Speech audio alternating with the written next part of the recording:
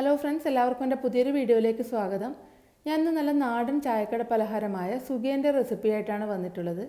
അപ്പോൾ ഇതെങ്ങനെ ഉണ്ടാക്കുന്നതെന്ന് കണ്ടു നോക്കാം. ഞാനിതിനു വേണ്ടി ഒരു ഗ്ലാസ് ചെറുപയർ ഒരു 5 മണിക്കൂർ കുതിർത്തതിന് ശേഷം നല്ലപോലെ കഴുകി അതിൻ്റെ വെള്ളമൊക്കെ കളഞ്ഞെടുത്ത് വെച്ചിട്ടുള്ളതാണിത്. ഇനി ഇതൊരു കുക്കറിലേക്ക് ഇട്ട് കൊടുക്കാം. അതിലേക്ക് കുറച്ച് ഉപ്പ് കൂടി ചേർത്ത് കൊടുക്കുന്നുണ്ട്. ഉപ്പ് ചേർക്കുന്ന സമയത്ത് ഒരുപാട് ചേർക്കേണ്ട ആവശ്യമില്ല. ഇതിലിനി ശർക്കരയൊക്കെ ചേർക്കാനുള്ളതാണ്. അപ്പോൾ ആ മധുരം ഒന്ന് ബാലൻസ് ചെയ്യുന്നതിന് വേണ്ടി മാത്രം ഉപ്പ് ചേർത്ത് കൊടുത്താൽ മതിയാവും. ഇനി ഇതിലേക്ക് ചെറുപയർ എടുത്ത അതേ ഗ്ലാസ്സിന് ഒരു ഗ്ലാസ് വെള്ളവും കൂടി ഒഴിച്ചു കൊടുക്കുന്നുണ്ട്. പിന്നെ കുക്കർ അടച്ചു വെച്ച് ഒരു 2 വിസിൽ വരുന്നത് വരെ ഒന്ന് വേവിച്ചെടുക്കാം. ഇപ്പോൾ ഒരു 2 വിസിൽ വന്നിട്ടുണ്ട്. ഇനി ഇത് അടുപ്പത്ത് നിന്ന് മാറ്റി തണുക്കാൻ വെക്കാം. ഈ സമയം ഇതിലേക്ക് വേണ്ട ശർക്കരയൊന്ന് ഉരുക്കാൻ വെക്കാം.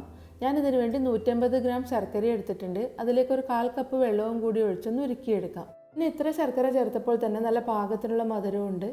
മധുരമൊക്കെ ഓരോരോ ആൾക്കാർക്കും വ്യത്യാസമായിരിക്കാം. അപ്പോൾ നിങ്ങൾക്ക് കൂടുതൽ മധുരം വേണമെന്നുണ്ടെങ്കിൽ ഒരു 200 ഗ്രാം വരെയൊക്കെ ശർക്കര ചേർക്കാവുന്നതാണ്.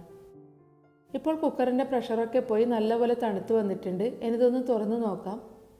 ഇപ്പോൾ ചെറുപയറിലെ വെള്ളമൊക്കെ വറ്റി നല്ല പാകത്തിന് വെന്ത് വന്നിട്ടുണ്ട്. അപ്പോൾ നിങ്ങളിതുപോലെ തുറക്കുന്ന സമയത്ത് ഇതിൽ വെള്ളം ബാക്കിയുണ്ടെങ്കിൽ അതൊന്നുകൂടി വറ്റിച്ചെടുത്താൽ മതിയാവും. പിന്നെ നമ്മൾ സുഖിയൻ ഉണ്ടാക്കാൻ ചെറുപയർ വേവിക്കുന്ന സമയത്ത് ഒരുപാട് വെന്ത് കുഴഞ്ഞു പോകരുത്. എന്നാൽ ഇതുപോലെ നല്ല പാകത്തിന് വെന്ത് കിട്ടുകയും വേണം. ഇനി ഇതിൻ്റെ ഫില്ലിംഗ് ഒന്ന് റെഡിയാക്കി എടുക്കാം. ഉരുക്കി വെച്ചിരിക്കുന്ന ശർക്കര ഒരു അരിപ്പ വഴി അരിച്ച് വേറൊരു പാത്രത്തിലേക്ക് ഒഴിച്ചു കൊടുക്കാം. അതിലേക്ക് ഒരു ചെറിയ മുറി തേങ്ങ ചിരവിയത് കൂടി ചേർത്ത് കൊടുക്കുന്നുണ്ട്.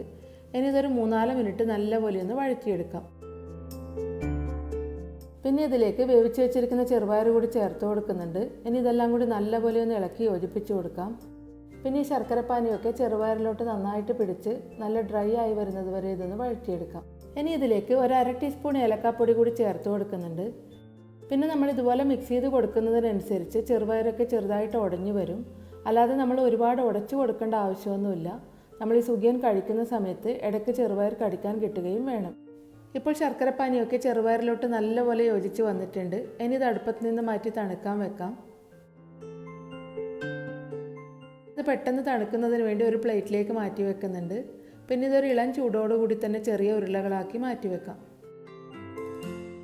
ഞാനിവിടെ ഒരു സ്പൂണിൻ്റെ അളവിന് എടുത്തിട്ടാണ് ഉരുളകളാക്കുന്നത്. നിങ്ങൾക്ക് കുറച്ച് വലിയ സൈസിലുള്ള സുഖിയനാണ് വേണ്ടതെങ്കിൽ അതിനനുസരിച്ചിട്ട് ഉരുട്ടിയെടുത്താൽ മതിയാവും.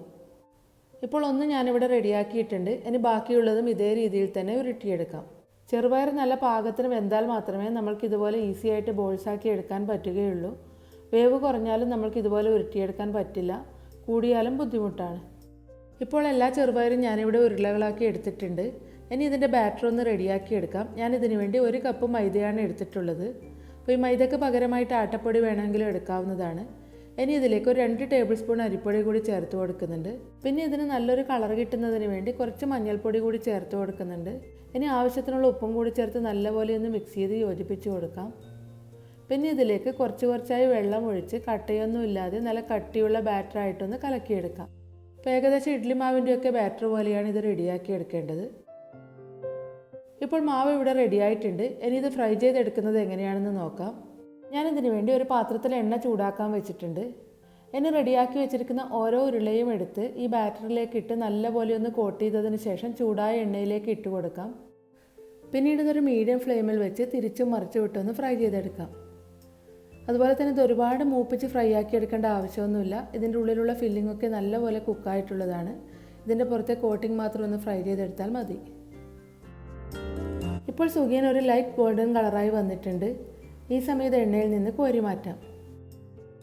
ഇനി ബാക്കിയുള്ളതും ഇതേ രീതിയിൽ തന്നെ റെഡിയാക്കിയെടുക്കാം.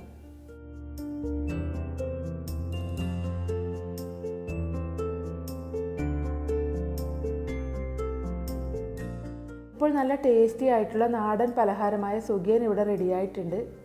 അപ്പോൾ നിങ്ങൾക്ക് എല്ലാവർക്കും എൻ്റെ ഇന്നത്തെ വീഡിയോ ഇഷ്ടമായെന്ന് വിചാരിക്കുന്നു. എല്ലാവരും ഇത് വീട്ടിൽ ഉണ്ടാക്കി നോക്കണം, അഭിപ്രായം പറയണം. എൻ്റെ വീഡിയോ ഇഷ്ടമായെങ്കിൽ ലൈക്ക് ചെയ്യാനും നിങ്ങളുടെ ഫ്രണ്ട്സും ഫാമിലിയൊക്കെയായി വീഡിയോ ഷെയർ ചെയ്യാനും മറക്കരുത്. അപ്പോൾ അടുത്ത വീഡിയോ ആയിട്ട് കാണാം.